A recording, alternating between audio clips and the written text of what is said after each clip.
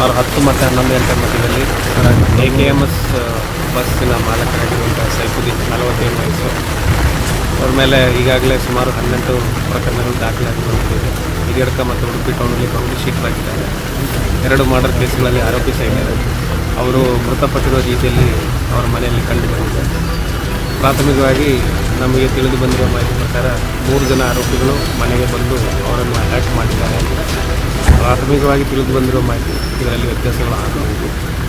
But attack ಮಾಡಿರುವಂಥವರು ಸಹ ಇವರದೇ ಸಂಸ್ಥೆಯಲ್ಲಿ ಕೆಲಸ ಮಾಡಿರುವಂಥ ವ್ಯಕ್ತಿಗಳಂತ ನಮಗೆ ತಿಳಿದು ಬಂದಿದೆ.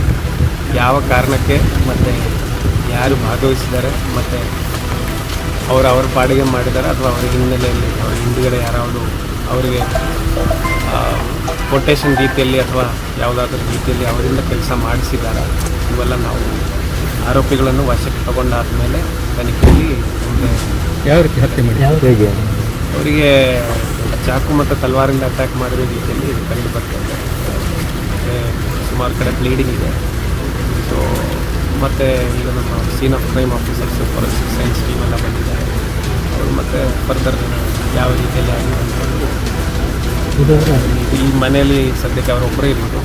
ಜನರಲಿ ಈ ಮನೆಯಲ್ಲಿ ಇದ್ದಾರೆ. ಈ ಮನೆಗೆ ಏನೋ 5-10 ದಿನ ನಂತರ ಶಿಫ್ಟ್ ಮಾಡೋ ಪ್ಲ್ಯಾನಲ್ಲಿ ಇತ್ತು ಅಂತ ನಮಗೆ ಪ್ರಾಥಮಿಕವಾಗಿ ತಿಳಿದು ಬಂದಿದೆ.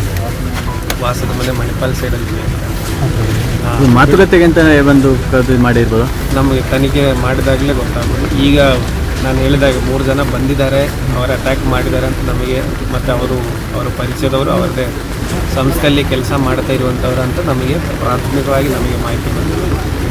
ಯಾವ ಕಾರಣಕ್ಕೆ ವೈಯಕ್ತಿಕವಾಗಿದೆಯಾ ಅಥವಾ ಹಿಂದೆ ನಡೆದಿರೋ ಮರ್ಡರ್ಗಳಿಗೆ ಏನಾವುದು ಇವರಿಂದ ಈ ಆರೋಪಿಗಳಿಂದ ಬೇರೆ ಯಾರಾவது ಮಾಡಿಸಿದಾರ, ಇವೆಲ್ಲ ತನಿಖೆಯಲ್ಲಿ ಅವರ ಹಿನ್ನೆಲೆ ಅಲ್ಲ. ಅವ್ರು 3 ಜನ ಡ್ರೈವರ್ಸ್ ಆರೋಪಿಗಳು ಡ್ರೈವರ್ಸ್ ಇದ್ದಾರೆ ಅಂತ ನಮಗೆ ಪ್ರಾಥಮಿಕವಾಗಿ ಅದೇ ಅವ್ರದ್ದೇ ಸಂಸ್ಥೆಯಲ್ಲಿ ಕೆಲಸ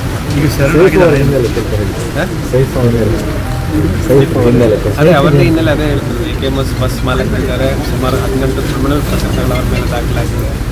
2021ರಲ್ಲೂ ಮತ್ತು ಅದಕ್ಕೆ ಮುಂಚೆನೂ ಒಂದು ಮಾಡೋ ಕೇಸಲ್ಲಿ ಅವರ ಆರೋಪಿಯಾಗಿದ್ದಾರೆ. 2 ಪೊಲೀಸ್ ಠಾಣೆಗಳಲ್ಲಿ ರೌಡಿ ಶೀಟ್.